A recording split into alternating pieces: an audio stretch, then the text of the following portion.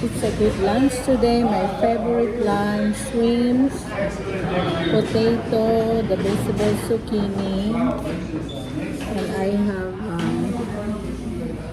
chocolate cake. It's a nice chocolate cake. That's for my dessert. So I have still bruises and pain, getting black in my hands,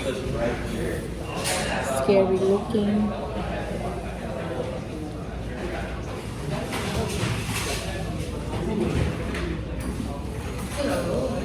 So this is Canadian style of cooking.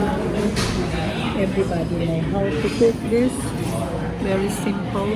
Everybody knows how to cook.